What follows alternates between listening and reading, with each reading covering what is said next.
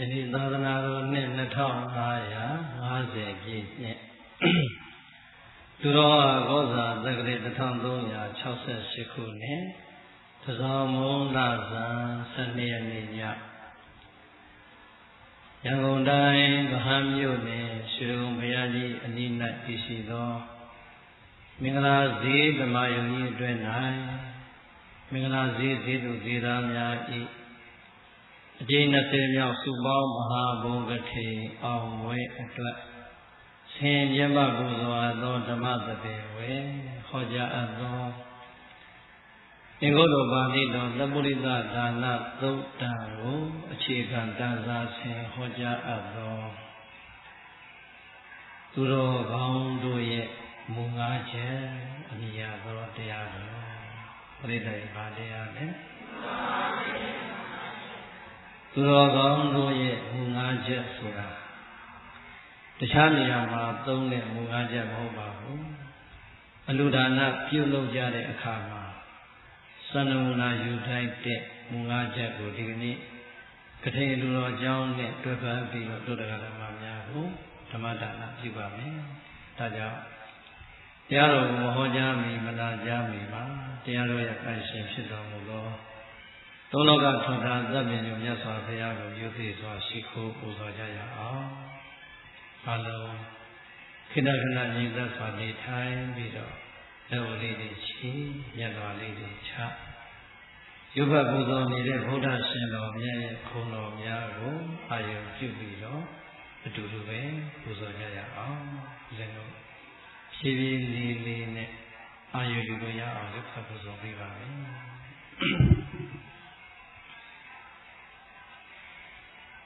ဧနောဝအာနန္ဒံသောဗံဓမ္မေတံဓမ္မတိသကံကန္တိတံသဗ္ဗကန္တနာဣဒကံတနမမဟံဣတိနာသစ္စာဝဇိနာဒုက္ခိတာ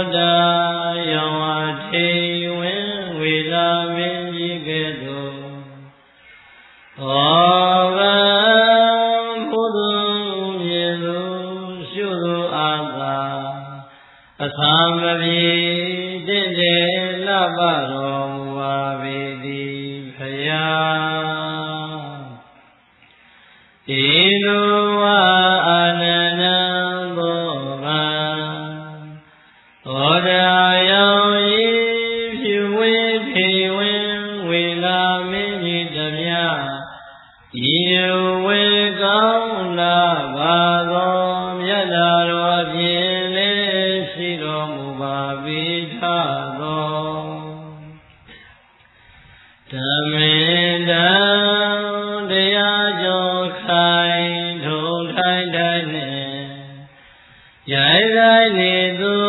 နလူအပေါင်းကိုလည်းနိ ဒီကောင်လံပြရင်ကြီးအောင်ဆုံးမတော်မူပေထသောဓမ္မဒေသကံပွင့်လိုခြင်းခြင်းကျွပွဲဝင်ပြီလူရှင်တတိုင်းပြတိုင်းပင်ကစားဝိနိယကိုဒီသနာယေဤတိုင်းကျွေဟောပြတော်မူပေထသောသမ္မာကန္တနာအလုံးစုံသောအရာအရာယေနာယေနာဟုသမျှတို့ထကန္တိတံအစတရားမကသာအောင်နိစ္စဖွယ်ရလည်းဖြစ်တော်မူပါပေထသောဣဒကံရှိရှိသမျှဓမ္မဥပ္ပုအလုံးစုံကိုသိကြပိုင်သာဆိုရတော်မူပေထသောဒါနာယကံမဂ္ဂင်ရှိစုအောင်လံထူ၍နေဘူးတောင်းမူဖောင်းကတို့ဖြင့်ဆောင်မှုတော်မူညာထိုရှင်တော်မြတ်ဖရာကိုအဟံဓမ္မကထာဒေသနာကိုဖွေရှာဟောမည်စိတ်က၍ကြံစီအားထုတ်ဘုရားတပည့်တော်ကျွန်လုပ်သည်နမမိဓမ္မယုံပလင်ဥစီကသရာဟောရွှင်ရွှင်မြူပြည်လည်းရင်ရှိဥညခါနေ၍အကြည်ကြည်ကရောလိုက်ရပါတော့သည်မြတ်စွာဘုရား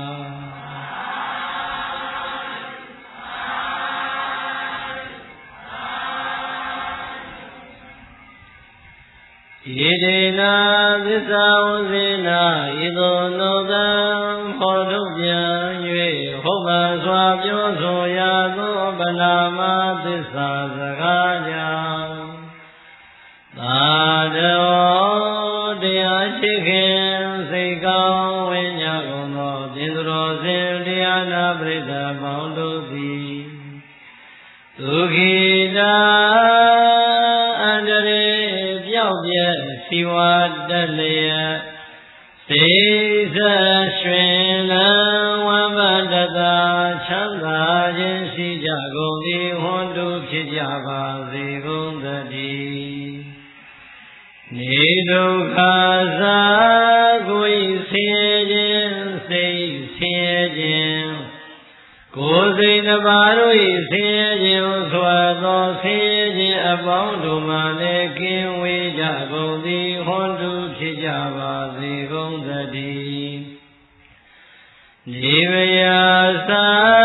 အတ္တနုဝါဒဘိပရာနုဝါဒဘိဒန္တာဘိဒုက္ခတိဘိအစာရှိကုန်သောမကောင်းသောဘေးအပေါင်းတို့မှလည်းကင်းဝေးကြကုန်သည်ဟွန်းတုဖြစ်ကြပါစေကုန်သတည်းနေသောကသာမညွမပိန်တကုရှိန်၍ဆိုရိမနောင်ကြောင့်ကြမှုဆွေကိုကြွေးခြင်းတို့မှလည်းကင်းဝေးကြကုန်သည်ဟွန်းတုဖြစ်ကြပါစေကုန်သတည်းဟွန်တုယခုစွာသောသစ္စာစကားနှင့်ဘုလိုအပ်သောမေတ္တာတဲ့အရှိန်ဝါတို့ကြောင့်အချိန်မကြာကိုယ်စီကိုယ်ငါဖြစ်တော်မူနိုင်ကြပါစေကုန်သတည်း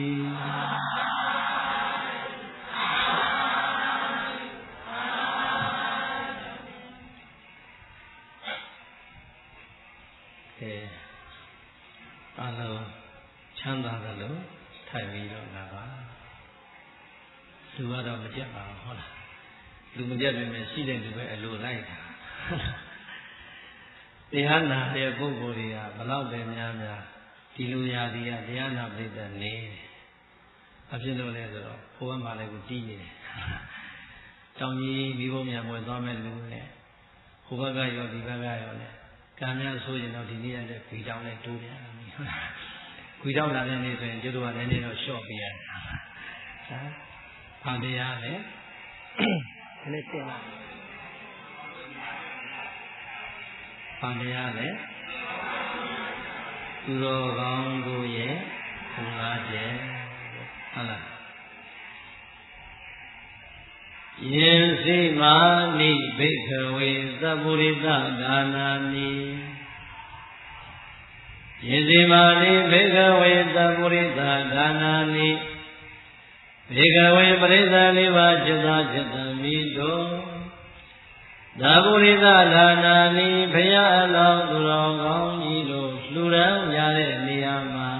ကျင့်သုံးကြတဲ့ဒါနကောင်းမှုပြုနည်းတို့သည်ဣမာလိခောပြင်းစဤငါးမျိုးတို့ပါသည်တဲ့သုတ်တန်ရဲ့အစမှာဘုရားရှင်ဒီတိုင်းပဲမိန့်ပါတယ်จิตသားจิตသမီးတို့တဲ့ဘုရားလောင်းသူတော်ကောင်းကြီးတို့ဒါနကောင်းမှုပြုတဲ့နေရာမှာထားကြတဲ့မူငါးမျိုးတို့သည်အခုငါဘုရားရှင်ကိုယ်တော်မြတ်မိန့်ကြားတတ်သောငါးမျိုးတို့ပါသည်ဘုရားလောင်းသူတော်ကောင်းကြီးတွေဒါနကောင်းမှုပြုရင်မူဘယ်နှမျိုးထားလဲငါးမျိုးထားတယ်တဲ့အဲ့ဒီမူငါးမျိုးကဘာလဲဆိုရင်သတ္တာယဒါနံဒိဋ္ဌိသက္ကိသံဒါနံဒိဋ္ဌိကာလိနဒါနံဒိဋ္ဌိအလောကိတစိတ်တော်ဒါနံဒိဋ္ဌိအတ္တလင်္စပရိစ္ဆာအနုပဟိသဒါနံဒိဋ္ဌိပြိတ္တပါဠိရွတ်သွားတာအဲ့ဒီလိုမျိုးပါဠိကြီးဆင်ပြီးရွတ်သွားရင်အဲ့ဒီဘုန်းကြီးကိုကြားရင်မျက်စောင်းလေးထိုးကြတာဟာဘုန်းကြီးဘာရှောက်ရွတ်နေမှန်းလည်းမသိဘူးဟာဒါကဦးဇင်းတို့ကသုတ်တန်ဒေသနာမှာဒီတိုင်းရှိတယ်ဦးဇင်းတို့ပြောတဲ့စကားတွေကသုတ်တန်ဒေသနာလာတဲ့အတိုင်းပြောတယ်ဆိုတာဓမ္မတွေအာယုံယူလို့ရအောင်ရှုပ်ကြတာပါဟုတ်လားဒီကိုယ်တော်ဘလောက်ပဲတော်တော်ဘလောက်ပဲတက်တက်မြတ်စွာဘုရားဟောကြားတဲ့တရားကိုပဲယူဟောရတာပါအဲ့ဒီကိုယ်တော်တက်တာကဘုရားကိုကင်းလို့မရပါဘူးဒါကြောင့်ဘုရားဟောဒေသနာကိုဘုရားဟောမှန်သိအောင်ရှုပ်ကြတာတလုံးမှမကြံအောင်မြန်မာလိုရှင်းပေးမယ်ဟုတ်လားဟောရင်လောကတရားဒီကနေ့ခေတ်တိုင်အောင်ရှိသေးသောဘုရားဖြစ်တော်မူသွားကြတဲ့ဘုရားလောင်းကြီးတို့သည်တဲ့ဒါနကောင်းမှုပြုကြပြီဆိုရင်မူငါးချက်နဲ့ပြုခဲ့ကြပါတယ်အဲ့ဒီမူငါးချက်တွေမှာနံပါတ်1မူကဘာလဲဆိုရင်သတ္တာယဒါနံဒိဋ္ဌိတဲ့ဘုရားလောင်းသူတော်ကောင်းတို့ဒါနကောင်းမှုပြုရင်သတ္တာဆိုတဲ့ယုံကြည်မှုနဲ့သာပြုကြပါတယ်ဘုရားလောင်းတွေဒါနကောင်းမှုပြုရင်ဘာနဲ့ပြုလဲယုံကြည်မှုနဲ့ပဲပြုတယ်တဲ့သတ္တာကိုမြန်မာပြန်ရင်ယုံကြည်မှုကိုဘာယုံကြည်တာလဲလို့မေးရင်ရှိပါဘုရားကိုယုံကြည်တာသတ္တာတရားကိုယုံကြည်တာသတ္တာသံဃာကိုယုံကြည်တာသတ္တာဟုတ်တယ်မိမိပြုလုပ်လိုက်တဲ့ကောင်းမှုကုသိုလ်ကံတွေကမိမိရဲ့ဒီဘဝနဲ့ဘဝသံဃာမှာကောင်းကျိုးတွေပြန်ပြီးတော့ပြုစီရင်လေလို့ယုံကြည်တာသတ္တာမိမိကမြန်မကောင်းမှုအကုသိုလ်ကံတွေလွန်ကျူးခဲ့ပြုခဲ့မယ်ဆိုရင်မိမိပြုခဲ့တဲ့အဲ့ဒီမကောင်းမှုအကုသိုလ်ကံတွေကဒီဘဝနဲ့ဘဝသံဃာမှာမကောင်းကျိုးတွေဆိုးကျိုးတွေကိုပြီးတယ်လို့ယုံကြည်တာသတ္တာဟုတ်တယ်မလား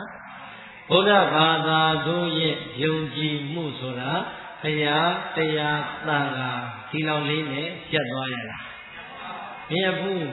မိမိပြုလိုက်တဲ့ကောင်းမှုကမိမိကိုကောင်းကျိုးကိုပြန်စီရင်ပေးတယ်မိမိပြုလိုက်တဲ့မကောင်းမှုကမိမိကိုမကောင်းကျိုးတွေလုံးဝမလွတ်ခိုင်းနဲ့ပြန်ခံရမယ်ဆိုတဲ့ယုံကြည်မှုမရှိဘူးလား ကောင်းမှုကအကုသိုလ်ကံနှမျိုးထဲမှာနေပဲငါတို့အတွက်တဲ့ကုသိုလ်ကံကသာလျင်ကုသိုလ်ကံကိုသာလျင်ငါတို့ရဲ့ကိုယ်ပိုင်ဥစ္စာလေးတို့မျက်ဉာဏ်တို့တန်ဖိုးထားပြီးတော့နေတိုင်းတိုးဝါအောင်ကြိုးစားရမယ်ဆိုတဲ့ကမ္မတက္ကတာသမ္မာဒိဋ္ဌိအဲ့ဒီအထိသွားမှပြည့်စုံမယ်ဟုတ်လားပြောဘုရားတော်သူတော်ကောင်းကြီးတို့ဟာဒါနကောင်းမှုပြုတဲ့နေရာမှာပြိဿရဲ့ဒီဒါနဆွမ်းဒါနပဲဖြစ်ဖြစ်သင်္ကန်းဒါနပဲဖြစ်ဖြစ်ကျောင်းဒါနပဲဖြစ်ဖြစ်စေဒါနပဲဖြစ်ဖြစ်တို့တရားဓမ္မပေါင်းမှုသူတော်ကောင်းတွေအောင်မွေးဆင်နေတဲ့ကထိန်အလှဒါနပဲဖြစ်ဖြစ်တဲ့ဒါနကောင်းမှုဒေဒါနကောင်းမှုကိုပဲပြုနံပါတ်1ယုံကြည်မှုတရားနဲ့ပဲပြုလုပ်ထူထမ်းပါတယ်။ဘာနဲ့ပြုလုပ်ထူထမ်းလဲ။သိတဲ့ရဲ့အရေးမကြီးဘူးလား။အရေးကြီးတယ်။အလုံးတို့တရားဓမ္မပေါင်းသူတော်ကောင်းတွေဒီကနေ့အလှဒါနလက်နဲ့မကွာလှူမနေရဘူးလား။ဘုန်းကြီးကိုလှူရတာရှိတယ်ဘုရားကိုလှူရတာရှိတယ်ဟိုအသင်းဒီအသင်းဟိုအဖွဲဒီအဖွဲကိုလှူရတာရှိတယ်မရှိဘူးလားနောက်တဲ့ပရိသတ်ဟိုခွဲတန်းဒီခွဲတန်းတွေကိုလှူရတာမရှိဘူးလားကဲလှူတဲ့အလှူတိုင်းမှာပရိသတ်သိကြတာကတော့ကိုယ်စီကနေမပေးလိုက်ရဘူးလားပေးတော့ပေးလိုက်ရတယ်ပေးလိုက်ရပါရက်ကဲနဲ့ယတနာသုံးတာနဲ့ကံရဲ့အကျိုးကိုပြတ်သားတဲ့ယုံကြည်မှုတရားမပါဘူးဆိုရင်ပေးရတာဒီရှုံးမလားမြတ်မလားရှုံးတယ်ဒီတော့ပြိဿရဲ့အလူခံဆိုတာကလည်းပဲဘုရားနဲ့ပတ်သက်တာရှိတယ်တရားနဲ့ပတ်သက်တာသံဃာနဲ့ပတ်သက်တာမရှိဘူးလားဘုရားတရားသံဃာနဲ့ပတ်သက်ရင်တော့ဒုပရိသတ်ကတော်တော်များများကယုံကြည်တဲ့တရားတွေမပါဘူးလားကဲပြိဿဘုရားတရားသံဃာအတွက်မဟုတ်ဘဲနဲ့ဟုတ်လားရက်ွက်ထဲမှာဘာအတွက်တဲ့ဟာလားလမ်းပြင်မှုအတွက်တဲ့ဒီအတွက်တဲ့မိအတွက်တဲ့ဆိုအလူခံရဒုပရိသတ်မထည့်ရဘူးလားမှန်ပြောအဲ့ဒီလိုထည့်တဲ့အခါကျတော့ဘယ်လိုခံစားဟမ်ငါတို့အတွက်ဘဝသံဃာကောင်းမှုအတွက်ခန္ဓာကောင်းမှုပြုဖို့စီရင်ပေးတယ်ဒီကောင်းမှုကံကငါတို့အတွက်ကောင်းကျိုးပေးမှာပဲလို့ယုံကြည်တာဟုတ်ရဲ့လားယုံကြည်သလားမယုံကြည်ဘူးလားတော်တော်များများကလှူတော့လှူတယ်နော်လှူလိုက်တာပေးလိုက်တာကိုမေ့ပြီးတော့လေဘုရားတရားသံဃာဆိုတော့စိတ်ထဲကရှင်းနေပြီမဲ့ကိုကြီးကြီးတွေခွဲလာလို့ရှိရင်ပြိဿရင်အဲ့ဒီနေရာမှာယုံကြည်မှုတရားပါရဲ့လားမပါရင်ဘယ်သူရှုံးမလဲကိုပဲရှုံးမယ်မပေးဘဲနေလို့ရလားသိတော်မအောင်မယ်ဟုတ်လားနောက်လက်မှတ်ထိုးမပြီးတော့အဲ့တော့ပြိဿရင်ယုံကြည်မှုတရားဆိုတာဘုရားတရားသံဃာအပေါ်မှာလည်းပဲအလှခံပုဂ္ဂိုလ်လို့သဘောထားပြီးတော့အလူကတစ်ချိန်လေးခွေးတောင်ပါတယ်တဲ့အလူကတစ်ချိန်လေးထဲမှာခွေးတောင်ပါတယ်အဲ့တော့ခွေးဘောတော်ပြိတ္တကြီးဒီခွေးလေးစားနေတယ်ဒီခွေးလေးစားနေတာကိုငါကုသိုလ်ရအောင်ကျွေးအောင်ပါပဲသူ့ကိုကျွေးတဲ့အတွက်ဒီကုသိုလ်ငါရမှာပဲလို့ကိုပြုတဲ့ကံနဲ့ကံရဲ့အကျိုးကိုယုံကြည်ရင်အဲ့ဒီကုန်းလေးမှာပြိတ္တအကျိုးဟာနည်းပါမလားမနည်းဘူးပြီးတော့ခွေးတကောင်ကိုတော့မှတရားရှိရှိနဲ့ကျွေးတတ်တယ်ဆိုရင်အလူကံပုဂ္ဂိုလ်လိုသဘောထားတတ်တယ်ဆိုရင်တဲ့အဲ့ဒီပုဂ္ဂိုလ်တွေဟာဘာတွေလဲဘဒုလာလာပြိတ္တိအလူကံပုဂ္ဂိုလ်အိရှိကြွလာတယ်လို့အောင်းမိပြီးတော့ကြည်ကြည်နက်နက်ပဲပေးလာဟုတ်လားအဲ့ဒါမကြည်မနက်နဲ့ပေးရင်ဘယ်သူရှုံးမလဲကိုရှုံးမယ်ဒါကြောင့်အလူခံလို့စိတ်ထဲမှာသဘောထားလိုက်တာနဲ့တကယ်နဲ့မိမိတို့လှူကိုလှူရတဲ့အလူရှိတယ်မလှူမနေရလှူရတဲ့အလူလည်းရှိတယ်မလှူခြင်းနဲ့လှူရတာလည်းမရှိဘူးလားဘုရားလောင်းတို့မှာအဲ့ဒီစိတ်မျိုးမရှိဘူးဘာကိုပဲလှူဘုရားလောင်းတို့ဟာဘုရားတရားသံဃာဆိုရင်ယန္နာမြတ်သုံးပါးရဲ့ခုံကိုအာယုံပြုလိုက်တယ်ဘုရားတရားသံဃာယန္နာမြတ်သုံးပါးအလူကံပုဂ္ဂိုလ်မဟုတ်ဘူးဆိုရင်လည်းကံနဲ့ကံရဲ့အကျိုးကိုအာယုံပြုပြီးတော့မှလှူလိုက်တယ်တဲ့ဘုရားလောင်းသူတော်ကောင်းတို့ရဲ့ဒါနကောင်းမှုပြုတဲ့နေရာမှာအာနာလို့လှူတာမျိုးကြောက်လို့လှူတာမျိုးမလှူလို့ရှိရင်စိတ်ဆိုးမှကြောက်လို့လှူတာမျိုးတွေမပါဘူးတဲ့ပါကလားသုပရိသပါလားမပါဘူးတခါ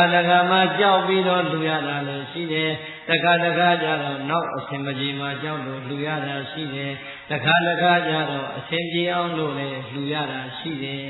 အဲ့ဒီပုဂ္ဂိုလ်တွေသူတော်ကောင်းတို့ရဲ့မူ၅ချက်နဲ့ညီပါမလားမညီအဲ့ဒီဒါနကောင်းမှုကအကျိုးရတဲ့လောက်ရပါမလားပြိဿအဲ့ဒါအရေးကြီးတယ်လှူပြီးဆိုတဲ့ကသိကြတာကတော့ကိုယ်ပိုင်တဲ့ငွေကြေးဥစ္စာကိုမပေးနိုင်ရဘူးလားပေးလိုက်ရပြီးတော့အကျိုးမရှိဘူးဆို ဆိုရင်ဘယ်သူရှုံးမလဲအဲကြောင့်ပြိဿတွေဒါနကောင်းမှုပြုရင်အခုကထင်းအလှလိုအလှမျိုးကနေပြီးတော့ဘာကြီးညာကြီးခိုးကြီးကြီးပေးကြပေးရပါစေလှူတိုင်းမှာယန္နာသုံးပါးနဲ့ဆိုင်ရင်ယန္နာသုံးပါးကိုအာယုံပြုလိုက်ယန္နာသုံးပါးနဲ့မဆိုင်ရင်ကံနဲ့ကံရဲ့အကျိုးကိုအာယုံပြုပြီးတော့လှူလိုက်ပါတဲ့အဲ့ဒါဆိုရင်အကျိုးများတဲ့သူတော်ကောင်းကြီးဘုရားလောင်းကြီးတို့ရဲ့လမ်းစဉ်ထဲမှာပါမသွားဘူးလားသတ္တယဒါနံဒေတိယုံကြည်တဲ့သရာတရားနဲ့သာပြီးလူကြပါလေဘုရားလောင်းသူတော်ကောင်းကြီးတို့ရဲ့လူရန်တဲ့အလူလမ်းစဉ်ထဲမှာအလူဟာတတိလေးခွေးတိုင်အောင်လူကိုပဲကက်ကကြွေးကြွေးယဟန်ကိုပဲကက်ကကြွေးကြွေးဘုရားကိုပဲကက်ကလူပရိသတ်ရေဟိုအာဟိတရိစ္ဆာန်လေးကိုပဲကြွေးပါစေဘုရားလောင်းတို့သည်ကံနဲ့ကံရဲ့အကျိုးတိုင်အောင်ယုံကြည်တဲ့တရားတရားနဲ့ပြီးလူပါလေနော်ဒါဆိုရင်နံပါတ်1သတ္တယဒါနံဒေတိနံပါတ်2ကသက္ကိသံဒါနံဒေတိတဲ့ဘုရားလောင်းတို့ဟာအလူဒါနပြုကြပြီဆိုရင်အလူကံပုဂ္ဂိုလ်ကိုလည်းရိုးသေးသေးနဲ့လှူတယ်လူဝယ်ဝတ္ထုပစ္စည်းကိုလည်းရိုးသေးသေးနဲ့လှူတယ်ဘယ်နှမျိုးကိုရိုးသေးတယ်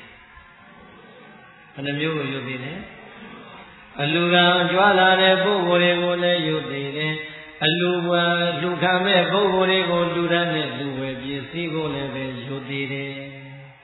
ဒီရိုးသေးမှုကတော့ဒုဗုဒ္ဓဘာသာတွေကဘုရားတရားတန်ခါယန္နာပြတ်သုံးပါးနဲ့စက်ရင်ပြောစရာဟောစရာတော့လူပါမှာဘလို့ဘူးနေရာတိုင်းကသာတတ်ရလူကံပုဂ္ဂိုလ်ကိုလည်းယူသေးထားတယ်လူပဲပစ္စည်းဆိုရင်လည်းဒီခေတ်ကအနာပါကြိုက်တဲ့ခေတ်ဆိုတော့ပြိဿတွေချင်းနေတဲ့ကိုပဲကြကြနာပတ်ကိနေပိတ်ပြီးတော့လူမနေဘူးလားအဲ့ချင်းနေနဲ့ဘုန်းကြီးတွေရရင်ဝမ်းသာမယ်လို့ထင်တာဟမ်ဘုန်းကြီးတွေအခုအကြောက်ဆုံးလူဝဲထဲမှာဗာလဲဆိုချင်းကြိုက်အကြောက်ဆုံးအဲ့ချင်းထဲမှာပတ်ကိချင်းဆိုကိုကြောက်သေးတယ်ဘာဖြစ်လို့လဲသိလားသင်္ကန်းဆိုင်ရတဲ့လှုပ်ထည့်လိုက်တာပဲဟာဒါလေးလူဒါလေးကဘယ်လောက်ဒါလေးကဘယ်လောက်ဆိုတော့လူတွေကလည်းလှလှပေါ်လေအိုးဒီလိုလှလှလေးဆိုလှူအောင်မှာပေါ့ဆိုလှူလိုက်တာအဖေကသင်္ကန်းပြိဿကြီးကံကောင်းရင်အဲ့ဒါချမစားတဲ့ဟာရမယ်အဲ့ဒါကတည်းကကြာပြိဿကြီးလှပေမဲ့လို့လေစေတနာသရာတရားရုပ်ညံ့နဲ့ရောင်းချတဲ့သူနဲ့တွေ့ရင်လည်းပဲအဲ့ဒီပစ္စည်းကအထဲမှာဘာတန်မိုးမှမရှိဘူးဟုတ်လားဦးဇင်းတို့ကဆရာတော်ကြီးတွေဆိုဘယ်တော့မှအဲ့ဒီလိုပိတ်ထားတဲ့ချင်းကိုပြန်မလူရဲဘူးကြောင်းရအဲ့ဒီချင်းကိုဖြတ်ဖြီးကြီးဒီသင်္ကန်းဘုံဆိုပြိဿကြီးချောင်းနဲ့ထိုးထည့်ထားတာကောင်းတဲ့သင်္ကန်းဘာလို့မပါလှူရန်သင်္ကန်းမဖြစ်တယ်ဝတ်လို့ရတဲ့သင်္ကန်းဖြစ်ဖို့မဖြစ်ဘူးအဲ့တော့ဆရာတော်ဘုရားကြီးတွေဆိုရင်ကိုကကောင်းတဲ့သင်္ကန်းလေးရွေးပြီးတော့မှကိုကမြင်သာထင်သာတဲ့အခြေမရွေးတိုက်ကြည့်လို့ရတဲ့ချင်းလေးကိုထည့်ပြီးတော့လှူရတာပြိဿကြက်တတိထားပတ်ကင်ပိတ်ပြီးတော့အပြောကောင်းတဲ့ချင်းဆိုရင်ဘုန်းကြီးတော်ခါပြီးတာဟုတ်လားတို့ပရိသတ်ကတော့ဝမ်းသာအားရနဲ့အမလီဘုန်းကြီးကိုထီဖက်နဲ့သင်္ကန်းအစုံပါနဲ့ချင်းချင်းတစ်ချင်းလှူလိုက်ရတယ်လို့ပြောတာအဲ့ဒီကိုတော့အချင်းရပြီးတော့အမလီနန်းစိတ်တော့ရှုံးပါပြီနန်းစိတ်တော့ရှုံးပါပြီငိုက်တိုက်နဲ့ပြန်ကြွသွားရအောင်အဲ့တော့ယူသေးတာကတော့ယူသေးတယ်ဟုတ်လားအလူကံပုဂ္ဂိုလ်ကိုလည်းဒုပရိသတ်ယူသေးတာပဲလူဝဲပစ္စည်းကိုလည်းယူသေးတာပဲသို့တော့အလူကံပုဂ္ဂိုလ်နဲ့လူဝဲပစ္စည်းကိုယူသေးတဲ့နေရာမှာဘုရားတရားမှန်တာဒီသုံးမျိုးလောက်ကိုပဲတော်တော်များများကယူသေးကြတာများပါလေဟုတ်လားကဲဘုရားတရားသံဃာမဟုတ်တဲ့အလူကံပုဂ္ဂိုလ်တွေရောမိမိတို့အိမ်ကိုခဏခဏလာမနေဘူးလားတချို့ကအိမ်ကိုလူတော်မလာဘူးစာရွက်လေးနဲ့လာတာစာရွက်လေးနဲ့မလာဘူးလားအိမ်ဘယ်လောက်ကြပါလဲဘေးချင်းကိုဘယ်နှနာရီရုံးကိုလာပြီးတော့လှူပါဆိုမပါဘူးလားကဲပြိဿစိတ်ထဲမှာဘယ်လိုနေလဲမှတ်ထားခုနကပြောသလိုငါတို့ကိုနိဗ္ဗာန်ပို့နေတယ်လို့အောင်းမေးဟုတ်လားအဲ့တော့အဲ့ဒီအလူကံပုဂ္ဂိုလ်တွေကြတော့ဒုပရိသတ်အမှန်တမ်းပြောယူသေးသလားမယူသေးဘူးလားဟမ်မလေးစေနာကောင်းကြီးစီးပွားရေးအဆင်မပြေဘူးခွဲထားနေလာလိုက်တာတစ်မျိုးပြီးတစ်မျိုးဆက်လာအဲ့တော့အလူကံပုဂ္ဂိုလ်ကိုယူသေးဖို့နေနေတာကပြိဿရဲ့စိတ်ထဲကချိန်သေးပြီးတော့သွားတဲ့အလူတွေလည်းအများကြီးတဲ့ဘလောက်ပဲဆဲဘလောက်ပဲမယူသေးပြိဿ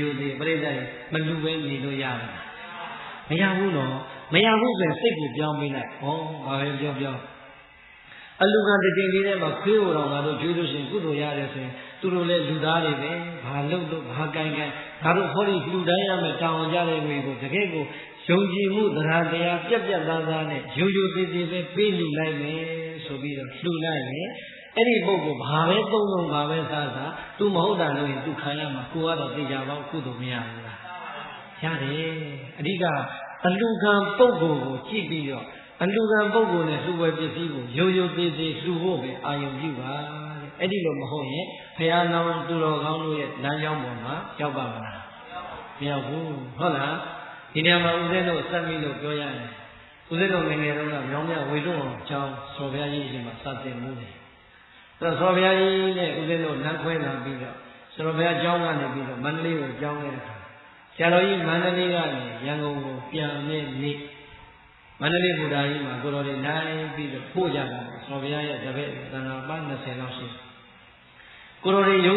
နဲ့ဆရာတော်ကြီးကိုဝိုင်းဝန်းရံပြီးတော့ယထာပေါ်ပို့တဲ့အခါလေတောင်းစားနေတဲ့လူတယောက်ကပြိဿရဲ့ခြေထောက်နှစ်ဖက်ကပါလက်နှစ်ဖက်လေးနဲ့ပဲထောက်ရှောက်ပြီးတော့ဖင်တရုပ်ဆွဲလေးနဲ့သူ့ရဲ့အလူကံခွက်လေးကိုရှို့ကျဲဆိုတစ်ချက်တိုးလိုက်လက်လေးနဲ့ရှောက်လိုက်ကျဲဆိုတစ်ချက်တိုးနဲ့ရှောက်လိုက်အဲ့ဒီမှာထဲတဲ့ဝတ္ထုငွေအလူငွေလေးတွေပဲသူကကောက်ပြီးတော့သိမ့်ပြီးတော့ဒီလိုပဲလွယ်အေးလေးတစ်လုံးကိုလေဘဲမှာလွယ်ထားတယ်အဲ့တော့အဲ့ဒီအလူကံပုဂ္ဂိုလ်မှာခြေထောက်နှစ်ဖက်ပါမလားမပါဘူးဘာလဲရှောက်နေရလက်နှစ်ဖက်နဲ့ရှောက်ပြီးတော့ခွက်တစ်လုံးနဲ့တောင်းနေရတာဒီသေကြတာတခုကတော့သူလည်းပဲစားစရာဝမ်းပိုက်မပါဘူးလားပါတယ်သူလည်းစားဖို့အတွက်မတောင်းရဘူးလားတောင်းရတော့လေဦးဇင်းတို့ကနဲ့တော့မကြည့်ဘူးအာယုံတော့မဆိုင်ဘူးသိလားအဲ့ဒါဆောဘုရားကြီးကဦးဇင်းတို့ဂျားထဲမှာခဏဖယ်ခဏဖယ်ဆိုရှောက်သွားပြီးတော့လေအဲ့ဒီလူနေရာကိုရောက်အောင်ကြွသွားတယ်ကြွသွားတော့ဦးဇင်းတို့ကလည်းဆရာတော်သွားတယ်ဆိုတော့တော့လောက်တယ်ဟောနိုင်ဘာညာလုံးမှာပါလေအနားလေရောက်အဲ့ဆရာတော်ကြီးကသိချာမေးတယ်ဟဲ့ကလေးတဲ့မင်းသမင်းစားပြီးပြီလားမစားရသေးပါဘူးခင်ဗျာ။ဩအေးမင်းအခုသမင်းစားဖို့တောင်းနေတာမဟုတ်လား။မှန်လားပါသမင်းစားဖို့တောင်းနေတာလား။သမင်းတစ်ပွဲကိုဘယ်လောက်ကြလဲ။ဦးဇင်းတို့ငယ်ငယ်ကတော့မန္တလေးပူတိုင်းမှာသမင်းတစ်ပွဲမှာ5ချက်လောက်ပဲကြ။အဲ့ဒါ5ချက်ကြပါလေခင်ဗျာဆိုတော့ဆရာတော်မင်းတယ်မင်းတစ်ပွဲလေးနဲ့ဝါသလား။တစ်ပွဲလေးတော့မဝဘူးဗျာတဲ့နောက်ထပ်လိုက်ပွဲတစ်ပွဲလောက်ထည့်ရအေးဟုတ်ပြီဆိုပြီးဆရာတော်ကြီးကအလူငွေလေး30ကိုပြိတ္တာအနံလေးချုပ်ပြီးတော့အဲ့ဒီပုဂ္ဂိုလ်ရဲ့လက်ထဲကိုချက်ချက်နာနာလေးပေးတာပြီးတော့ဦးဇင်းတို့ကလည်းကြည့်ပြီးတော့ဆရာတော်လည်းဘာလို့ရှုံးလို့နေမှမသိဘူးပေါ့လေစိတ်ထဲမှာအောင်းမိပြီးတော့ဒီလိုပဲဆရာတော်ကြီးနဲ့ပြန်လိုက်လာလို့ဆရာတော်ယထာပေါ်မှာထိုင်ကုန်မှာထိုင်တော့ဥချတဲ့အခါကျတော့ဆရာတော်ကြီးကမေ့တယ်ဒီကွာတဲ့ငါစိတ်ချမ်းသာလိုက်တာသမင်းဖာနေလို့တောင်းနေတဲ့လူတယောက်ကိုသမင်းတက်လက်စာငါကျွေးရပြီအဲ့တော့မှဆရာတော်ပြောတယ်မင်းတို့နောက်မှတ်တာအလူကံပုဂ္ဂိုလ်လို့စိတ်ထဲမှာအာယုံပြုတ်ပြီးတော့လှူမယ်ဆိုရင်အလူလည်းလှူလို့ရတယ်ခြေတော့မပါတဲ့လူလည်းလှူလို့ရတယ်ဟိုအမြတ်ဆုံးညာနာနဲ့ဘုရားရှင်လည်းလှူလို့ရတယ်သူ့စိတ်ထဲမှာငါဘလို့ပဲအောင်းမေငါကတော့သူ့ကိုဟာတာအလူကံပုဂ္ဂိုလ်ပဲဒီအလူကံပုဂ္ဂိုလ်မှာပါဇက်ပါတယ်ဖိုက်ပါတယ်သူ့မှာစားခြင်းနဲ့စိတ်ရတ္တနာရှိမယ်စားဖို့ရအတွက်ဝမ်းပိုက်ပါတဲ့အတွက်သူ့ကိုငါထမင်းတက်လက်တော့လှူအောင်ပါပဲဆိုပြီးတော့ငါလှူလိုက်တာတကယ်ဆိုရင်အဲ့ဒီခြေနှစ်ဖက်မပါတဲ့တောင်းစားနေတဲ့ပုဂ္ဂိုလ်ရဲ့သီလသမာဓိပညာသိက္ခာခုံနဲ့ဆရာတော်ကြီးရဲ့ခုံနဲ့ဟာနှိုင်းယှဉ်လို့ရပါမလားမရပါနဲ့ဆရာတော်ကြီးဟာပြိဿခဏနှစ်ဖက်ကိုချုပ်ပြီးတော့လက်နှစ်ဖက်နဲ့ရိုးရိုးသေးသေးသူ့လက်ထဲကိုထည့်ပေးတာဘာကြောင့်လဲဆိုရင်အလူကံပုဂ္ဂိုလ်ကိုလှူတဲ့နေရာမှာခုနကပြောသလိုယဟန္တာဘုရားရှင်တို့မြင့်မြတ်တဲ့ပုဂ္ဂိုလ်ကနေအနုဝဲသားဗရောင်းသားအထိလှူမယ်ဆိုရင်ရိုးရိုးသေးသေးပေးလူခြင်းဟာသူ့အတွက်လားကိုယ့်အတွက်လားကိုယ့်အတွက်ပဲဟုတ်လားဒါကြောင့်ပြိဿရဲ့အလူကံပုဂ္ဂိုလ်နဲ့တွေ့ရမယ်ဆိုရင်အမြတ်ဆုံးဘုရားယန္တာကစပြီးတော့အနေဆုံးအလူဝဲသာတိုင်အောင်တို့ပြိဿလူရန်ရမယ်ဆိုရင်တော့သက္ကိသန္တာနံဒေတိအလူကံပုဂ္ဂိုလ်ကိုရိုးရိုးသေးသေးနဲ့ပေးလူပါလူဝဲဝတ္ထုကိုရိုးရိုးသေးသေးနဲ့ပေးလူပါဟုတ်လားအဲ့ဒါဆိုရင်ဘု து လမ်းကြောင်းကိုရှောက်နေတာသူတော်ကောင်းတို့ရဲ့လမ်းကြောင်းကိုရှောက်နေတာဟုတ်လားသတ္တယဒါနံဒေတိသက္ကေသဒါနံဒေတိနံပါတ်3ကတော့ပြိဿဤကာလေနဒါနံဒေတိတရားလောင်းသူတော်ကောင်းတို့ဟာအလူဒါနပြုရင်ကာလဒါနကိုဘယ်တော့မှအလွတ်မခံဘူးတဲ့ကာလဒါနကိုအလွတ်မခံဘူးတို့ပြိဿသိအရေးကြီးတယ်ဟုတ်လားဘုရားလောင်းမှာကာလတစ်ခုသတ်မှတ်ထားတဲ့အလူမျိုးဆိုဘယ်အလူမျိုးမဆိုမလွတ်အောင်လူရဲ့တဲ့ဘုဒ္ဓတရားဓမ္မပေါင်းသူတော်ကောင်းတွေရသော်ဘုရားရှင်ဝိနည်းဒေသနာတော်နဲ့အညီပြည့်ညတ်ခဲ့တဲ့ကထိန်အလူဆိုတာတရင်ကျော်နတ်ပြည်ကျော်တရားကနေပြီးတော့တကောင်မုန်းနတ်ပြည်နေ့အထိတလသာလည်းကထိန်ပင်ကအဖြစ်နဲ့အလူခံလို့ရှိတယ်ဟုတ်တယ်မလားဒါကြောင့်အားလုံးသောမြန်မာနိုင်ငံမှာရှိတဲ့ဗုဒ္ဓဘာသာတွေနဲ့ကမ္ဘာဗုဒ္ဓဘာသာဝင်သူတော်စင်တွေဟာ ဒီတနာလေးအတွင်းမှာကထိန်အလူကိုပြန်ပြီးတော့လူမနေဘူးလားပြန်ပြီးတော့လူတယ်ဆိုတာကအပြန်ဆိုင်လူတာပြောတာမဟုတ်သူเจ้าနဲ့တလမှတရက်ကိုเจ้าနဲ့တလမှတရက်ဆိုတော့ပြိဿเจ้าတွေကဟိုဘက်ဒီဘက်ကိုတိုက်ပြီးတော့အလူတွေကလုံမနေရဘူးလားလုံနေရတယ်အဲ့ဒါကြောင့်ကာလဌာနဆိုတာအခုမြတ်စွာဘုရားသတ်မှတ်ထားတဲ့ဝိနည်းဒေသနာတော်နဲ့အညီပြည့်ညတ်ထားတဲ့ကာလတွေရှိတယ်ယဟန်တော်တွေအတွက်မြတ်စွာဘုရားသတ်မှတ်ပိုင်းခြားခဲ့တဲ့အချိန်ကာလတွေရှိတယ်ဥပမာပေါ့လေဒုပရိသယဟန်တော်တစ်ပါးကိုရင်တစ်ပါးဟုတ်လားသီလရှင်နဲ့ပါတာပေါ့သီလရှင်တစ်ပါးပေါ့ဒီလည်းရှင်ပါးဆောက်တာဟုတ်လားအဲ့တော့ဒီပုဂ္ဂိုလ်တွေရဲ့ဆွမ်းစားရတဲ့အချိန်ဟုတ်လားအာဟာရကိုဘုံမရတဲ့အချိန်ကမွန်လွယ်12နာရီဆိုရင်ကုန်မသွားဘူးဒီတော့ယဟန်တစ်ပါးအတွက်ကိုရင်တစ်ပါးအတွက်သီလရှင်တစ်ပါးအတွက်ဆွမ်းစားရတဲ့အချိန်ကြီးပါမရတဲ့အချိန်ဘယ်အချိန်မှကုန်သွားလဲမွန်လွယ်12နာရီဆိုကုန်သွားပြီ12နာရီကုန်သွားတဲ့အတွက်ဥမာဒုပရိသခရီးသွားကြမယ်ဆိုပါတော့ယထာကပြက်မယ်ကာကပြက်မယ်လေကပြက်မယ်အချိန်ကြီးနောက်ကျမယ်ဒုပရိသကတော့လူတွေဆိုတော့စားစရာလေးတွေခြံလေးတွေနဲ့ထည့်ချင်းလေးတွေနဲ့ထည့်နေကြတာလားခင်ဗျားတို့ကအိမ်မှာသားတွေသမီးတွေဟုတ်လားသမက်တွေချွေးမတွေထည့်ပေးမဲ့လို့ရှိတာဟုတ်ကျွတ်တို့ဘုန်းကြီးကဘယ်သူမှမရှိတော့ဘာမှမပါမပါတော့ကျယထာစားပြက်ပါပြီလေဘုန်းကြီးတွေမှာစားစရာရှိရတာဝယ်စားစရာဆိုင်မရှိတဲ့နေရာများပြက်နေပြီဆိုရင်ဩဒုပရိသကိုကြီးပဲခြံလေးဖွင့်ပြီးတော့နေရန်တုတ်မနေနဲ့ကာလဒါနလေးရအောင်ယူရတယ်ဩကြည်စမ်းဒီကားပေါ်မှာဘုန်းကြီးတစ်ပါးပါတယ်ဒီဘုန်းကြီးဟာ12နာရီနောက်မြို့နောက်ရွာမရောက်လို့များဆွမ်းမသားရရင်ဒီမွန်းလွဲတိုင်သူ့အတွက်ကုန်သွားပြီအချိန်ကုန်သွားတော့ငါပါတဲ့မုံလေးငါပါတဲ့သမင်းလေးငါပါတဲ့ငချောင်းလေးတော့ငါကတ်အောင်မှပဲဆိုပြီးတော့ကတ်လိုက်ရင်အဲ့ဒီဒါနဒီကာလဒါနပဲဟုတ်တယ်မလားအလူကံပုဂ္ဂိုလ်အတွက်သတ်မှတ်ထားတဲ့အချိန်ကာလကုန်သွားတဲ့အချိန်ကိုမကုန်ရင်လေးမှမှီအောင်လှူလိုက်ရင်လည်းကာလဒါနပဲဟုတ်လားအဲကြောင့်တို့တရားဓမ္မပေါင်းတော်ကောင်းတွေကာလဒါနရောလှူတတ်ဖို့မလိုအပ်ဘူးလားဘုရားတော်တို့ကအဲ့ဒီလိုဌာနလေးတွေကအစကာလဒါနမျိုးကိုမလွတ်တမ်းရအောင်လှူတယ်ဟုတ်လားအဲ့တော့ကာလဒါနဆိုလို့ကျတို့ပြောမယ်ဟုတ်လားကျတို့ငယ်ငယ်တုန်းကကျတို့ရဲ့ဆရာတော်ကရှင်းသဒ္ဒ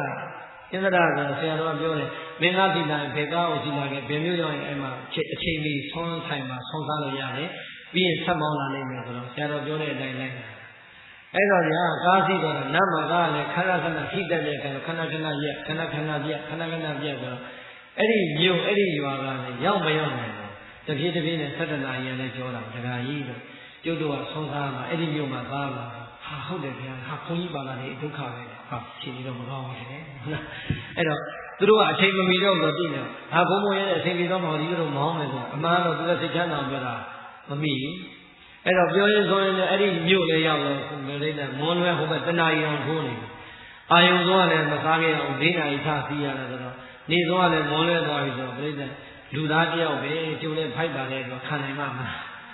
းဖိုက်ကလည်းတချို့မြည်နေပြီသမင်းဆိုင်ရောက်တဲ့လူတွေလည်းစားပြီးတော့ဟာဟိုလူကဘာပြီးပါဒီလူကဘာပြီးပါနဲ့အပြိုင်ဆိုင်မှာပြီးတော့စားရတယ်သူတို့ကြည့်ပြီးတော့ငိုရခက်ရီရခက်ဒုက္ခပ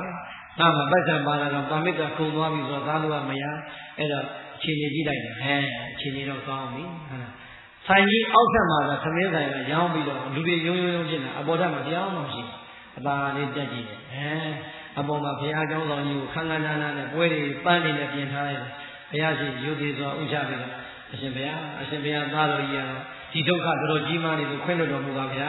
ဆိုပြောတာအသာလေးအောက်ချောင်းနေသမင်းဆိုင်မှရှင်တခါကြီးကအပေါ်လည်းမဟုတ်တခါကြီးလာအောင်ဟုတ်လားခန်းလေးနဲ့ရှုဟုတ်လားလာအောင်ကျုပ်ရလို့အာယုံဆုံးနဲ့မစားခဲ့ရဘူးနေဆုံးနဲ့မစားရရင်ကျုပ်ဘလို့မှအခုမခံနိုင်ဘူးလက်တွေတော့တုံနေပြီဘိုက်ကဆာနာပြီဆိုတော့ဘောအဲ့ဒါများကိုတော့အခက်ခဲလုပ်လို့ဆိုတော့သူကလည်းဓာရီမတီးဘူးရောင်းကျင်သွားတယ်ဟုတ်လာ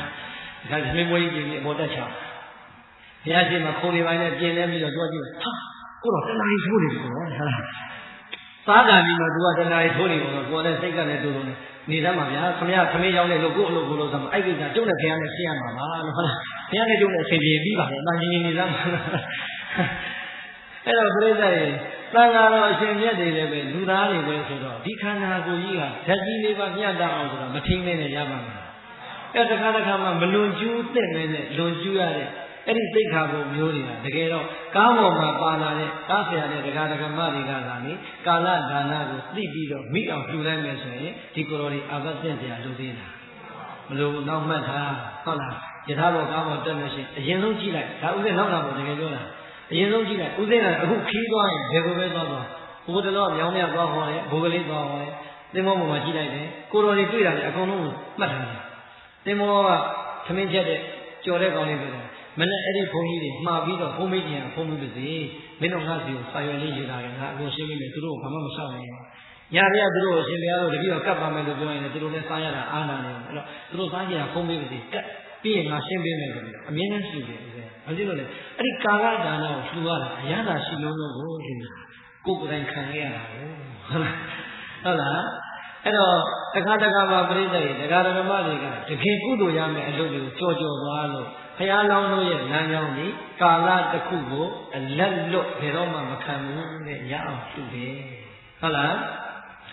သတ္တယာဒါနံဒေတိသက္ကေသဒါနံဒေတိကာလေနဒါနံဒေတိအလုကိဋ္ဌစိတ်တော်ဒါနံဒေတိတဲ့ဘုရားတော်သူတော်ကောင်းကြီးကိုလူရတဲ့အခါမှာနတ်ဘာငါအတုယူရမယ်ဤစနစ်ကဘာလဲဆိုရင်အလုကိဋ္ဌစိတ်တာတဲ့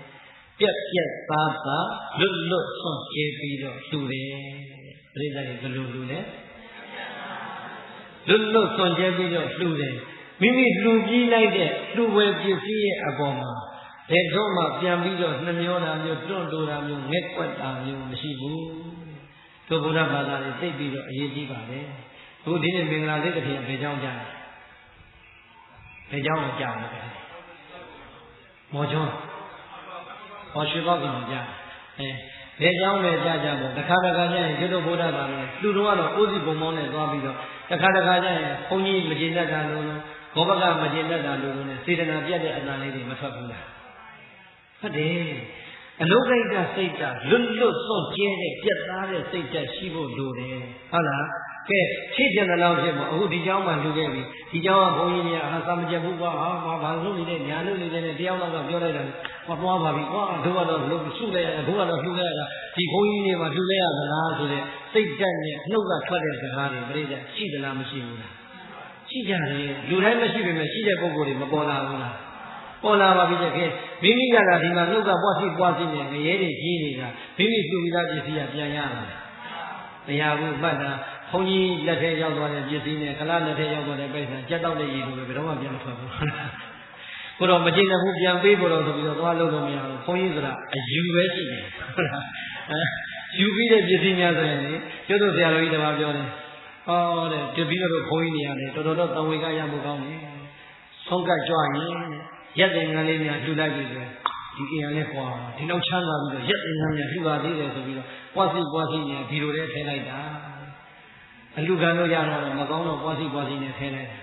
အရှင်ဘုရားကျောင်းတိုက်ကကိုတော်လေးတွေစာမေးပွဲအောင်တဲ့အတွက်ဆုနေတယ်ကျင်းပရန်အတွက်ကျောင်းတိုင်းဘုန်းကြီးတွေတရားတဲ့အားသွေးလှူလိုက်ရန်အတွက်တပည့်တော်တို့ဒါအလူခံပါတယ်ဆရာဆိုသွားပြီးတော့လည်းအလူခံရောလားသင်္ကန်းလေးကြည့်လိုက်တာအကောင်းကြီးဖြစ်နေလှူကြကိုမတွေ့တော့ဘူးဒါလေးလည်းကောင်းတယ်ဖေထားအောင်မှဟိုလေးလည်းကောင်းတယ်ဖေထားအောင်မှအကောင်းတွေဖေးနဲ့လှူကြကိုမတွေ့တော့ဘူးဟုတ်လားတခါတခါမှတရားတရားနေတဲ့ဘုန်းကြီးတွေလည်းအဲ့ဒီလိုမျိုးဖြစ်တတ်တယ်မဖြစ်ဘူးလားဒါရည်စရာပြောတာကဘုန်းကြီးတိုင်းတော့မဖြစ်ပါဘူးဟုတ်လားတော်တော်များများလည်းရှိတာပေါ့လေဟမ်ခုနကတော့ဥပ္ပေကပြောခဲ့တယ်ဘုန်းကြီးဆိုတာလို့ဘယ်တော့မှအပေးဆိုတာသိမကြားခြင်းဘူးအယူပဲကြားခြင်းတယ်လှူတယ်ဆိုတာပဲကြားခြင်းတာပေးပါဆိုဘယ်တော့မှမကြားခြင်းဘူးဟုတ်လား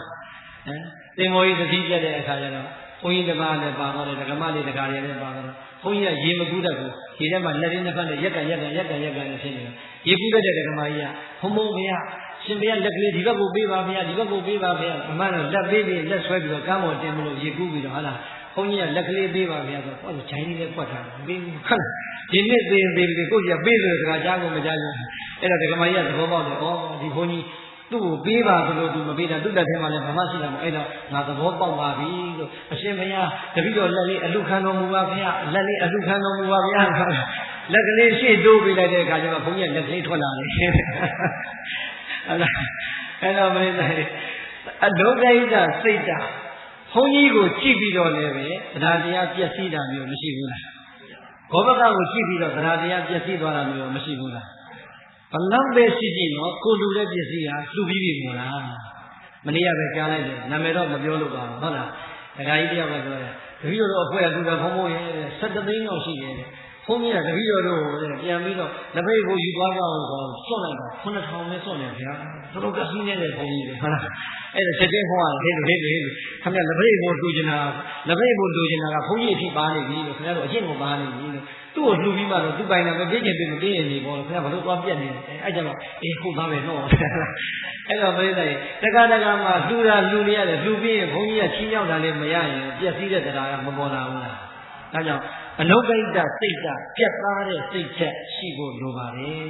ဘုရားလောင်းတို့ဟာလှူပြီးရင်ဘယ်တော့မှမငဲကွက်တော့ဘယ်တော့မှပြန်ပြီးတော့မတောင့်တသတိမရတော့ဘူးကဲရသော်ဘုရားအလောင်းဝိတ္တန္တမင်းလက်ထက်တုန်းကအကောင်းဆုံးပစ္စည်းဘာတွေလှူခဲ့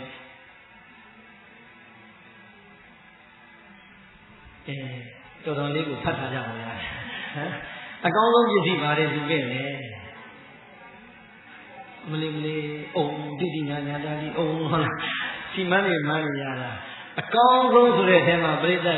လူသားတယောက်အတွက်ဥပမာပေါ့ဒကာကြီးတွေအတွက်တန်ဖိုးအရှိဆုံးကဘာလဲမေးရင်ဒကမာကြီးတွေပဲပေါ့သူတို့တန်ဖိုးရှိတော့ဒကမာကြီးတွေပဲဘာတွေဘလောက်တန်ဖိုးရှိတယ်ပြောပြပြိဿရေဥပမာအိတ်တင်မီးလောင်ပြီဆိုတာဆိုဒကမာကြီးကငုတ်တုတ်ထိုင်နေတယ်ထွက်မလာဘူးဆိုရင်စိတ်တစ်တာကြီးမှမှာဒကမာကြီးဆွဲမှာမှာဓမ္မကြီးပဲမှာပဲဟုတ်လားအဲ့တော့အကောင်းဆုံးပစ္စည်းအမတ်မောဆုံးပစ္စည်းဖြစ်တဲ့ဇနီးမယားမတည်သေးဝင်းနဲ့သာသမီဖြစ်တဲ့ဇာတိတို့ခန္ဓာစိန်တို့ကိုဝိတ္တန္တမင်းကြီးမလူခဲ့ဘူးလားကဲလူကြီးတဲ့အချိန်မှာဘယ်သူပိုင်သွားလဲအလူကံပုံနာပိုင်သွားတယ်အဲ့တော့အလူကံပုံနာကလေကလေးတွေကိုခေါ်တဲ့အခါခေါ်လို့မလိုက်တော့အလူကံပုံနာကသူ့ရှိမှလည်းရိုက်ပြီးတော့ခေါ်တဲ့အခါတဲ့ဝိတ္တန္တမင်းကြီးရဲ့နှလုံးသားမှာသာသမီကိုရိုက်လို့သာသမီဆိုတဲ့တန်ရောစဉ်စိတ်နဲ့စိတ်မကောင်းဖြစ်ပူဆွေးရတာကလွဲရင်ငါသားကိုဒီပုံသားရိုက်တယ်ငါသမီးကိုဒီပုံသားရိုက်တယ်ဆိုပြီးတော့နှုတ်နဲ့လည်းပဲပြန်မတောင်းတခဲ့ဘူးစိတ်နဲ့လည်းပဲပြန်မတောင်းတခဲ့ဘူးဘုရားတော်သူတော်ကောင်းတို့ဇနီးမယားနဲ့သမီးသားကိုလှူတာတောင်မှပြန်ပြီးတော့ငဲ့ကွက်ခဲ့တာ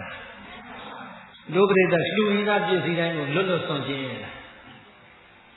ကိုယ့်ကိုကြည့်တယ်မှန်မှန်လေးပြောတယ်ဘုန်းကြီးကျောင်းတဲ့ကျောင်းဓမ္မမို့နေရာဌာနတစ်ခုဟုတ်လားပုဂ္ဂိုလ်တရားရောက်ကိုအလူတစ်ခုကိုလှူပြီးပြီဆိုလို့ရှိရင်ပြတ်သားတဲ့စိတ်နဲ့ရှိရတာအမလေးအခြေအနေကပြီးတဲ့လားပညာကောင်းကြီးပြတ်တယ်မရှိဘူးဟာတုတ်ထည့်လိုက်တာလည်းအများကြီးပဲခဏခဏကြားရတယ်အဲ့တော့ပြိဿရေလှူပြီးမှတော့ပြန်လဲကွက်မနေနဲ့ပြတ်သားတဲ့လွတ်လွတ်ဆွန့်ကြတဲ့စိတ်ရှိပါသည်အဲ့ဒါဘုရားလောင်းတို့ရဲ့လမ်းစဉ်ပဲဟုတ်လားအဲ့ဒါလည်းချက်ပြီးသွားပြီလေးချက်ပြီးသွားပြီဟုတ်လားသတ္တယာဒါနံတိတိယုံယုံကြည်ကြည်နဲ့ပြေလူပါတယ်သက္ကိသဒါနံတိတိလူဝဲဝတ္ထုနဲ့အလူကံပုဂ္ဂိုလ်ရဲ့အပေါ်မှာယုံယုံသေးသေးနဲ့ပြေလူပါတယ်ကာလိနဒါနံတိတိအချိန်ကာလနဲ့တပြေးကြီးတိအောင်မိအောင်လူတတ်ကြပါတယ်အနုဂိတစေနောဒါနံတိတိလူကြီးသွားတဲ့အလူဝဲဝတ္ထုလူဝဲပစ္စည်းရဲ့အပေါ်မှာပြန်ပြီးတော့ငဲ့ကွက်တွေ့တာတဲ့စိတ်မရှိဘဲနဲ့လူရန်ကြပါတယ်အတ္တလင်းသာပရိသအလုပါဟိသဒါနံဒီတိကိုယ်အလူကြတော့အကောင်းလေးပဲပြောပြီးတော့ချီးမွမ်းတယ်သူများရဲ့အလူကြတော့မကောင်းတာတွေပဲရွေးကြည့်ပြီးတော့ကဲ့ရဲ့တတ်တယ်ဘုရားလောင်းတော့အဲ့ဒီလိုချင်းမြောက်ခြင်းကဲ့ရဲ့ခြင်းချီးမွမ်းခြင်းကဲ့ရဲ့ခြင်းဆိုတဲ့နှစ်ဖက်အစွန်းကိုလွတ်အောင်ရိုးရိုးသားသားပြုစင်စင်ပဲသူတတ်ပါလေဟောဒီအလှဟာတို့ဗုဒ္ဓဘာသာတွေတော်တော်တတိထားရတယ်လှတော့လှမနေဘူးလားအခုမင်္ဂလာဈေးမှာကတိအလှမလှဘူးလားအချိန်ဘယ်လောက်ရှိသွားလဲအခုအလှငွေကောင်းဘယ်လောက်ဖိုးလောက်လှလိုက်လဲတရား294သိန်းဟာအများကြီးပဲဟုတ်လားဒီတော့ပြိဿရေတစ်ခါမှတော့ဈေးလူဈေးသားချင်းရက်ကွက်သူရက်ကွက်သားချင်းတရက်ကွက်တဲ့နေတော့မှလမ်းလူလမ်းသားချင်းအပြိုင်ဆိုင်နေမရှိဘူးလားအမလီသူတို့ယူသနာပလာဇာထူတာများပါပါလေးတို့မင်္ဂလာစီ295သိန်းကိုထပ်ထပ်လိုက်ထားလို့ပြီးတော့ကိုယ်အလူကြတော့ချီးမွမ်းပြီးတော့သူများအလူကဲ့တဲ့လေသာမျိုးတွေရောမထွက်တတ်ဘူးလားထွက်တတ်တယ်ကိုယ်အလူကြတော့အကောင်းကြီးပဲအမလီသူတို့ညက်တင်ကန်းကြီးညက်ပေသာပင်ကြီးကအကုန်လုံးပေါင်းလုံးမှာ10သိန်းကျော်လေးပဲရှိတာတို့စီကသိန်း20ရှိပြီဟုတ်လားကြွားတာရောမရှိဘူးလားဘာပဲပြောပြပြိဿကြီးကိုယ်အလူကြတော့ချီးမွမ်းပြီးတော့သူများအလူကိုကဲ့ရဲ့ပြီဆိုတဲ့ကအဲ့ဒီအလူဟာသူတော်ကောင်းအလူဟုတ်သေးရဲ့လားမဟုတ်ဘူးအဲ့ဒါမျိုးဟာတော်တော်များများကလှူတဲ့လူတိုင်းမှာပြောကြတယ် ရက်ကွက်နှစ်ခုပြိုင်လာရင်ရက်ကွက်နှစ်ခုအပြိုင်ပြောတယ်ဈေးနှစ်ခုကြုံလာရင်ဈေးနှစ်ခုအပြိုင်ပြောတယ်ပြိဿဒီရက်ကွက်ပြီးတဲ့အခါတရက်ကွက်သားရင်ဟိုဘလန်းဒီဘလန်းအလှလုပ်ကြရင်တော့မှသူနိုင်ကိုနိုင်အပြိုင်ပြောပြီးတော့ချီးမြှောက်ထားပြီးကဲရတာဒီမရှိဘူးလားမလုပ်ပါနဲ့တဲ့အဲ့ဒါသူတော်ကောင်းလို့ရင်လမ်းကြောင်းဟုတ်ရတာမဟုတ်ဘူးဒီတော့ရက်ကွက်ဘုရားတော်သူတော်ကောင်းကြီးတို့ဟာအလှဒါနပြုတိုင်းမှာအဲ့ဒီမူ၅ချက်နဲ့ပဲလှူပါတယ်ပြိဿရေဘယ်မူ၅ချက်နဲ့ယုံကြည်စွာပေးလူတယ်ရိုးရိုးသေးသေးနဲ့ပေးလူတယ်ကာလကိုမလွန်အောင်နဲ့ပေးလူတယ်မိမိလူပေးတဲ့လူပဲဝတ္ထုအပေါ်မှာငဲ့ကွက်တွေ့တာစိတ်ကင်းကင်းနဲ့လူရန်ကြတယ်ကိုယ်အလိုကြတော့ချီးမွမ်းပြီးတော့သူများအလိုကိုကဲ့ရတဲ့အလိုမျိုးကိုဘယ်တော့မှမလိုပါဘူးတဲ့ဘယ်နှမျိုးလဲ၅မျိုးတဲ့ဘာကြောင့်ဥစဉ်မှုဟောရတာလဲအလူဒါနနဲ့ပတ်သက်လို့သိပြီးတော့မဟောကြပါဘူးဟုတ်လားသို့တော်လည်းပဲအခုမင်္ဂလာဈေးကကထိန်အလူလဲလှူလိုက်ပြန်ပြီဦးဇင်းတို့မနစ်တာတော့ဟောပြီးတော့မေတ္တာရက်ခံထားတဲ့အတိုင်းပဲဝါပခေါင်းလောင်းအသိဉာဏ်နဲ့ပေါ်လိုက်ပြန်ပြီဆိုတော့ဒါအလူဒါနကိုတို့တရားဓမ္မတွေအကျိုးများတဲ့အလူဖြစ်အောင်လို့ဟောပေးတာပါဟုတ်လားအဲ့ဒီမှာဒီကနေ့တို့ပြိဿတဲ့ကြီးရလိုက်တဲ့အလူဟာဟောဒီသူတော်ကောင်းတို့ရဲ့၅မျိုးထဲမှာဘယ်အလူပါလာလဲဆိုရင်ကိုယ်လူကိုမသိဘူးကာလဒါနပါမလာဘူးလားအခုဒီကလေးညဟောတာပဲကာလဒါနကထိန်အလူရဲ့အောင်ပွဲအနေနဲ့ကျင်းပတာမဟုတ်ဘူးလားကျုပ်ကတခြားတရားဟောမလို့သတင်းစာနဲ့ကြည့်လိုက်တော့မင်္ဂလာဈေးကထည့်ထားတဲ့သတင်းထဲမှာကထိန်အလူအောင်ပွဲအထိမ်းအမှတ်ဆိုဟာငါတော့ဒါဆိုတော့ကထိန်နဲ့ပတ်သက်တဲ့တရားတော့နည်းနည်းလေးမှမပါရင်တော့မဖြစ်ဘူးပါအောင်မှဖြစ်ပါပဲဟုတ်လားဒါဆိုရင်ဒုပရိသအခုအလူဟာဘာအလူလဲကာလဒါနထဲမှာဘယ်လိုအလူမျိုးလဲမေးရင်ကထိန်အလူတဲ့ကထိန်အလူလူလာတာမင်္ဂလာဈေးရတခါကြီးဥဆောင်ပြီးတော့တစ်စည်းလုံးပေါင်းပြီးတော့လူလာတာအကျိန်ဘယ်လောက်ရသွားမလဲအကျိန်20ဒါဆိုရင်ဒုပရိသကိုမေးပါအောင်လေကထိန်နဲ့ပြောနေတာကထိန်ဟာဘာကြောင့်ကထိန်လို့ခေါ်တာလဲမေးတာမဖြေလို့ရှိရင်တရားအရှိကြီးဟောမေးတာဖြေတူတူလေးဟောကဲကထိန်ကိုဒါဥစဉ်ကအကျိုးဖြစ်စေခြင်းလို့ပါကထိန်အလူဟာတော့ဥစဉ်တို့ဟိုးဘိုးဘွားပြီးပင်လက်ထက်သာသနာစတိကလေးကပေါ်လာတဲ့အလူရသော်ဘုရားလက်ထက်ကလေးကဘုရားကိုယ်တိုင်ခွင့်ပြုထားတဲ့အလူဖြစ်တဲ့အတွက်ကထိန်ဟုတ်လားပြောနေလိုက်တဲ့စကားဒီအချိန်မှာကထိန်နဲ့ခေတ်ထားတဲ့စကားရှိပါမလားကဲဟိုဘက်ဈေးနဲ့ကထိန်ဒီဘက်ဈေးနဲ့ကထိန်ဟိုဘက်ကျောင်းနဲ့ကထိန်ဒီဘက်ကျောင်းနဲ့ကထိန်မြန်မာတနိုင်ငံလုံးမှာကထိန်တွေပြောနေတာကထိန်နဲ့ပြောနေတယ်ကထိန်ဆိုတာဘာလဲဟမ်ကထိန်ဆိုတာဘာလဲဘာမှမသိဘူးလှူတော့လှူမနေဘူးလားအခုသိမ်းမောင်းဘယ်လောက်လှူလိုက်လဲ290ကျော်လှူတဲ့အလူကြီးကထိန်အလူကြီးလှူလိုက်တာကထိန်ဆိုတာဘာလဲမပြောတတ်တော့ကဲကိုယ့်လက်ထက်မှာမပြောတတ်တာကတော့အသာလေးလက်ကုပ်ပြီးတော့မေးပါလေကိုယ့်သားသမီးကြီးတွေကမေးတယ်အဖိုးတော်ဘာလို့ဖေးတို့မေးလို့ကထိန်နဲ့လှူနေတာကထိန်ဆိုတာဘာလဲဆိုဘာပြောမလဲဟမ်နိုင်ချွတ်မေးရသလားကဲလို့គាត់ချထားလိုက်ဟုတ်လားကိုမဖြစ်တတ်တော့ရှင်းရမယ်ကလေးကထိန်ကထိန်နဲ့ပြောနေတယ်ကထိန်နဲ့လှူနေတယ်လှူတာလှူနေတယ်ကထိန်ကိုဘာမှမသိဘူးဟုတ်လားကထိန်ဆိုတာကိုပြိဿရေရိုးရိုးလေးပါဠိလိုဖတ်ကြည့်ကထိနာပါဠိလိုကထိနာကိုကြည့်ပြီးကာကြီးကထားရှိလို့လုံးကြီးတင်ဖြီးဘုဘကနာရီနာအဲတော့ကထိနာရေးတတ်ပြီလားကထိနာကိုပြိဿရေမြန်မာမှုပြလိုက်တဲ့အခါနားငယ်ပေါ်မှာအသက်ကလေးတင်လိုက်တော့ကထိနားငယ်ပေါ်အသက်ကိုဖြုတ်လိုက်တော့ကထိနာဆိုတဲ့ပါဠိကနေကထိန်ဖြစ်လာတာဟုတ်လားအဲတော့ကထိနာလည်းတရားမှတ်တော့ဟောမှာနာကြီးနဲ့မှားသွားရင်မရဘူးနော်နာကြီးနဲ့နတ်ငယ်မှားသွားရင်မရဘူးဟုတ်လားကထိနာဆိုတာကာကြီးကကာကြီးမျိုးကြီးတဲ့နာငယ်နာကြီးမဟုတ်ဘူးနော်ဟုတ်လားဟိုတော့ရွာတရားမှာစာမတက်တဲ့လူရောင်းဝနာဥက္ကဋ္ဌတင်ထားတာဟိုခေတ်ကဒီခေတ်မပြောဘူးနော်ဒီခေတ်မပြောဟုတ်လားစာမတက်တဲ့လူရောင်းဝနာဥက္ကဋ္ဌတင်ထားတဲ့အခါကျတော့သူကကဲဥက္ကဋ္ဌကြီးလက်မှတ်ထိုးပြီးတော့ခင်ဗျာဥက္ကဋ္ဌလက်မှတ်လေးကျွန်တော်ရေးပြပါအောင်တော့လက်မှတ်ထိုးတာတော့တွေ့တာမသိတယ်ဟိုချစ်ဒီချစ်ချင်လိုက်တာဘယ်သူဘာပြောလို့ရမလဲဟိုချစ်ဒီချစ်လည်းရှိလို့ဥက္ကဋ္ဌကိုခက်တီတီနဲ့ပဲစာမတက်ပေမဲ့ညီမလေးကိုကြွားပြီးရေးလိုက်တာဟုတ်လားဥကိုဘာလုပ်လိုက်လဲဥကိုဖြောင်းပြန်ရေးလိုက်တယ်ဥကိုဖြောင်းပြန်ရေးတော့ပြိဿဘာနဲ့သွားတူလဲ6မိနစ်သွားတူဟုတ်လားဥပကာကြီးနှလုံးတော့သူပန်သေးတယ်ဟုတ်လား နောက်တစ်ခါကျတော့ဟိုဘက်ကထကြတဲ့အခါဒီဘက်ကိုပြန်လှည့်လိုက်တဲ့အခါကျဘာဖြစ်လဲအဲ့တော့ဘယ်လိုဖတ်လဲငတ်ကဥဆိုချအဲ့တော့အောက်ကနေငတ်ကဥဆိုရေးထည့်လိုက်တာအဲ့ဒါမှားတတ်တယ်တခါပါဠိစကားလုံးတွေကကိုမရေးတတ်လို့ရှိရင်အဓိပ္ပာယ်အများကြီးပြည့်စည်သွားတတ်တယ်အခုလည်းပဲငတ်ကဥဖြစ်မှာဆိုလို့ကတိငါဆိုတဲ့နာငယ်နဲ့နာလာနေပြီးတော့မြန်မာလိုတပ်ပုံလေးတစ်ချက်အတက်လေးပြင်လိုက်တော့ဘာဖြစ်သွားလဲကတိနဲ့ဟုတ်လားကထိန်နဲ့ပြောနေတာအခုတရားနာမည်ကကုသိုလ်ကောင်းတို့ရဲ့မူ၅ချက်အဲ့ဒီမူ၅ချက်ထဲမှာဒီကနေ့ကာလ